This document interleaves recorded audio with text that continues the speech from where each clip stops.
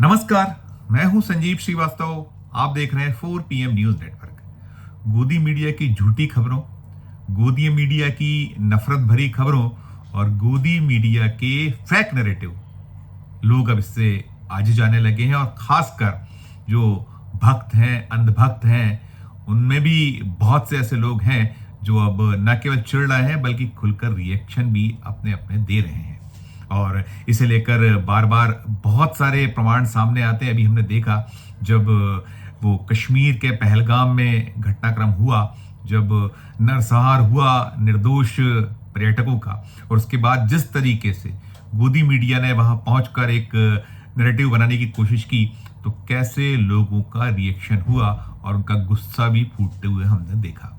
और ये जो गोदी मीडिया है, मोदी भक्त मीडिया है, और ये जो नफरती चिंटू हैं जो सिर्फ और सिर्फ हिंदू मुसलमान करते हैं, वो बाज आने का नाम नहीं लेते हैं। देखते हैं कैसा उनका विरोध हो रहा है, कैसा लोगों ने देखना कम कर दिया है, बंद कर दिया है। ये जरूर है कि जो गोदी मीडिया है, चूंकि वो मेन स्ट्रीम मीडिया है, तो उसको कई बार मजबूरी में लोगों को देखना ही पड़ता है। और कुछ ऐसे चैनल हैं जो सिर्फ और सिर्फ उनका जो एक एजेंडा है उसके तहत देखे जाते हैं। और ऐसा ही एक चैनल है आर भारत। जी हाँ, आर भारत। बड़े प्रसिद्ध पत्रकार हैं अर्नब गोस्वामी, वो उसके कर्ता धर्ता है, और उन्हीं ने इस चैनल की नींव रखी और इसे पोषित, पल्लवित और इसे फ्लोरिश किया। और बेशक बेशक एक बड़ी संख्या उनके अपने जो दर्शक वर्ग हैं उनकी है। और ये है भी कि दो धड़े होते हैं, कोई बहुत प्यार करता है तो कोई बेहद बेहद नफरत भी करता है। और जब नफरत का इजहार होता है तो हम देखते हैं क्या क्या कैसे कैसे होता है, और कितनी उसको लेकर भद्द पिटती है, उसे लेकर कितना आपके जो है आप कंडेम्ड होते हैं, कहीं ना कहीं आपको कटघरे में खड़ा किया जाता है। तो ये सब तो चल रहा है लगातार। और मैं जो अर्नब गोस्वामी है उनकी बात इसलिए कर रहा हूं कि अर्नब गोस्वामी को लेकर एक ऐसी प्रतिक्रिया सामने आई है, मैं आपको बताऊंगा पूरी की पूरी प्रतिक्रिया। वो शायद सपने में भी नहीं सोच सकते हो कि ऐसी प्रतिक्रिया भी सामने आ सकती है। और मैंने जैसे कहा कि अर्नब गोस्वामी को सुनने वालों का एक क्लास है, उन्हें सुनने पसंद किया जाता है। और इसलिए किया जाता है कि वो जो जिस एजेंडा को लेकर चल रहे हैं उस एजेंडा को कहीं पसंद करने वाले लोग भी हैं देश में, और उनकी संख्या काफी बड़ी है। जिस तरीके से देश में 80-20 और जिस तरीके से एक जो ये हिंदू मुसलमान चल रहा है, और सब कुछ उसी के इर्द गिर्द सिमटा हुआ। हम देख रहे हैं कि जब से नरेंद्र मोदी जी देश के प्रधानमंत्री बने हैं और जैसे जैसे वो आगे बढ़े हैं, तो ये स्थितियां और बद से बदतर होती चली। अब तो ये होड़ मच गई है कि कौन कितना बड़ा हिंदुत्व का पैरोकार हो सकता है, कौन कितना बड़ा सनातन का झंडा बरदार हो सकता है। इसी में सब कुछ चल रहा है, इसी के इर्द गिर्द सब कुछ है।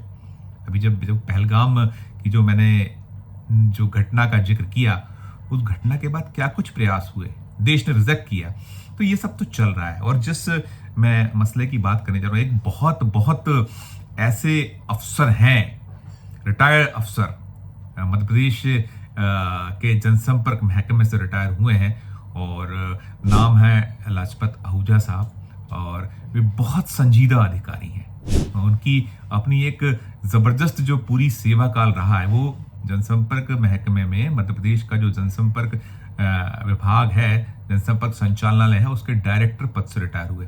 और कई उसके बाद भी अहम पदों पर रहते रहे हैं। कुछ जो है उनको रेक्टर रहने का मौका मिला है।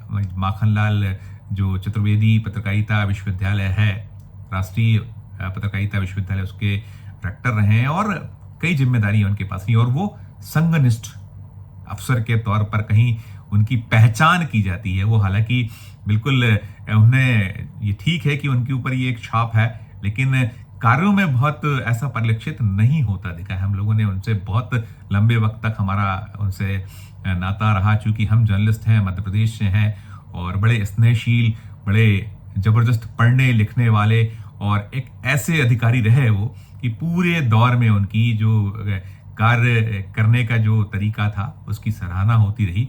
और अलग बात है, अपनी अपनी विचारधारा होती है, और उन्हें राष्ट्रीय स्वयंसेवक संघ से जोड़ा जाता रहा है। और कुछ है कि सबकी अपनी अपनी विचारधारा होती है, उस हिसाब से सब कुछ होता है, लेकिन कार्यों में बहुत परिलक्षित कभी नहीं हुआ। ये मैं अपने अनुभव के आधार पर कहता हूँ। मुझे भी 38 साल जर्नलिज्म में हो रहे हैं और उनका बड़ा स्नेह भी रहा।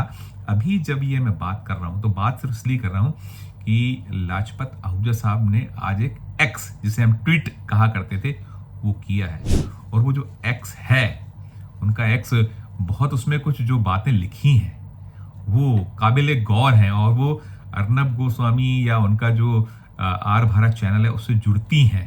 तो है ये मसला कि उन्होंने, जो लाजपत आहूजा साहब हैं, यहीं भोपाल में बसे हुए, रिटायरमेंट के बाद काफ़ी वक्त उनको रिटायरमेंट का हो चुका है, और उन्होंने जो एक एक्स लिखा है उसमें उन्होंने बूजो अंतिम यात्रा पर रवाना हुआ, इस शीर्षक से उनका एक्स है। आज ही अब से कुछ घंटों पहले आया है जब मैं वीडियो बना रहा हूं।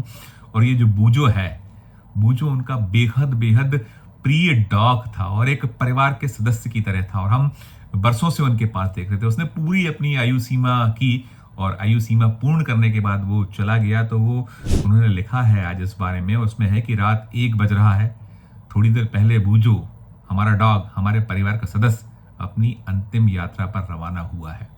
और इस बारे में तमाम वो जानकारी दे रहे हैं कि वो जो बूजो है वो, उसकी क्या कुछ उन आपस में जो परिवार है उससे उनका कितना परिवार का उनका अपना चाहता था, और कैसे वो उसने, और हमने कहा ना कि हमने बहुत बार उनको उनसे जब मुलाकातें होती थी, कभी कभी घर भी अवसर मिलते थे तीज त्यौहार पर जाने के, तो उसका एक अलग अंदाज होता था और बहुत इस तरीके से वो मिलता था जैसे कोई एक, आप परिवार के सदस्य की जो बात करते हैं उसी तरह का कोई एक आभास होता था। तो वो सारा कुछ बताते हुए, सब कहते हुए, और एक जगह पर जो लिखा गया है जिससे ये खबर बन रही है, उद्भुत हुई है, खबर बनाने का जो एक मौका मिला है, वो ये है कि वो लिख रहे हैं कि लाजपत आहूजा साहब, पूरा एक लंबा उनका एक्स है, काफी लंबा। उसमें जो सबसे मार्के की बात है, जो खबर है, वो खबर ये है कि आहूजा साहब कह रहे हैं कि समाचार की दुनिया का आदमी हूं, पता नहीं उसे अर्णव गोस्वामी से क्या चिढ़ थी। जैसे ही वे ये कहते थे, यानी जैसे ही अर्णव गोस्वामी अपने जो उनका चैनल है उस पर कहते थे नेशन वांट्स टू नो, तो बूजो भौंकता था, यानी वह भौंकता था, ऐसा उन्होंने लिखा, और कमरे से उठकर चला जाता था। कल्पना कीजिए क्या लिख रहे हैं लाजपत आहूजा साहब, समाचार की दुनिया का आदमी हूं, पता नहीं उसे अर्नब गोस्वामी से क्या चिढ़ थी। जैसे ही वे ये कहते थे नेशन वांट्स टू नो, वह भौंकता और कमरे से उठकर चला जाता था, तभी लौटता था जब दूसरा बुलेटिन आता था। ये उन्होंने कहा है एक्स में। अब कल्पना कीजिए कि ये हम जैसा है, सबकी अपनी अपनी राय होती है किसी के भी बारे में। जब मैं इस YouTube चैनल की दुनिया का अभी एक पत्रकार हूं, लगातार मैं खबरें भेजता हूं, तो हमारे भी कुछ चाहने वाले हैं, कुछ ना चाहने वाले हैं, कुछ एक जो हमारे समाचार होते हैं, हमारे समाचारों को लेकर टिप्पणियां करते हैं, उसमें कई बार बहुत लोग गालियां भी देते हैं, बहुत लोग अनाप शनाप भी लिखते हैं, और ठीक है, हम तो उन्हें प्यार की तरह लेते हैं, अपने आप में सुधार की कोशिश करते हैं। हर दिन पत्रकारिता में एक नया दिन होता है, सीखने के अवसर होते हैं, कोशिश हम लोग, कभी पूर्ण नहीं होता है जर्नलिस्ट, हर दिन उसके समक्ष बहुत ऐसी चीजें आती हैं, नई नई चीजें आती हैं, और वो चलता है, होता है। और मैं एक चीज और बताऊं अपने दर्शकों को, मैं बार बार कहता हूं कि मैं कभी किसी भी, जो जितने समाचार तक आज तक बनाए, कभी कोई स्क्रिप्ट नहीं लिखता, एक मन में लाइन को सोचा और उसी लाइन के आधार पर आगे बढ़ते चले जाता हूं।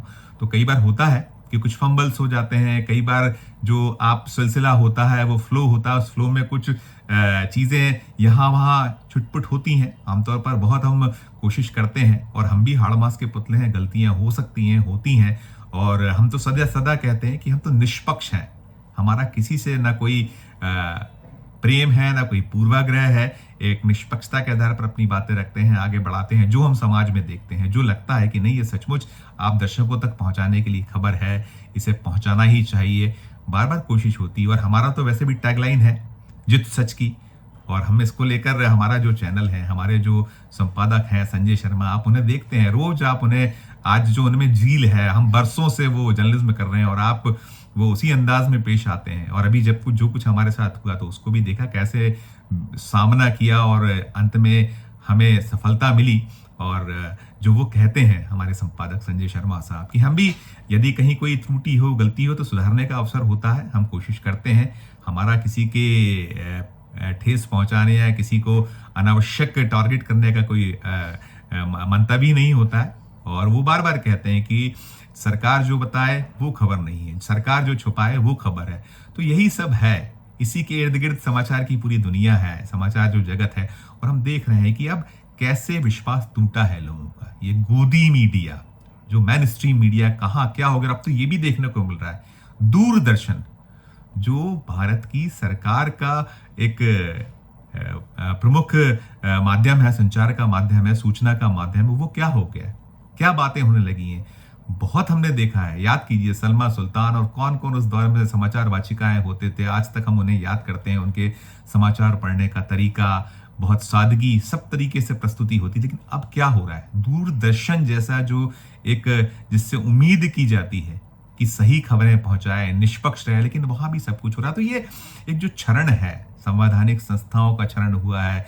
ये जो माध्यम है सरकार के, जो सबके लिए है, सरकार तो आती जाती रहती है, जो एक यहाँ नींव डाल दी गई, जिस तरीके का एक स्थितियां बना दी गई हैं, वो बहुत कष्टप्रद है।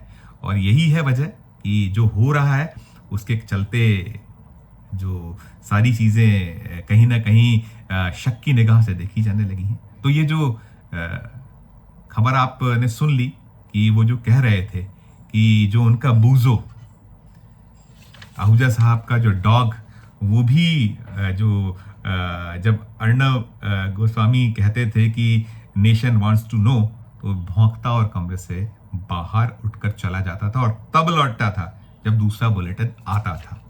तो ये है समाचार की दुनिया के जो एक तरफा बात करने वाले लोग, जो नफरत फैलाने वाले लोग, या जो सिर्फ और सिर्फ एक गोदी मीडिया का रोल प्ले करने वाले लोग, उनके बारे में इस वीडियो में इतना ही। आपकी अपनी क्या राय है? ये जो जिन्होंने लिखा है, ये मध्य प्रदेश सरकार के एक बड़े पद से रिटायर हुए अफसर हैं, और जैसा मैंने कहा, संघनिष्ठ, जिन्हें राष्ट्रीय स्वयंसेवक संघ के करीबी अफसरों के तौर पे गिना जाता रहा, उनकी ये जो डॉग की कहीं जो उन्होंने मनोवृत्ति बताई, बहुत कुछ कहती है। टिप्पणी कीजिएगा, और खबर अच्छी लगे तो चैनल को लाइक कीजिएगा, सब्सक्राइब कीजिएगा, ज्वाइन का बटन दबाइएगा, तो और हमारी हौसला अफजाई होगी। प्यार और स्नेह बनाए रखिए और देखते रहिए 4 PM न्यूज नेटवर्क। धन्यवाद, नमस्कार।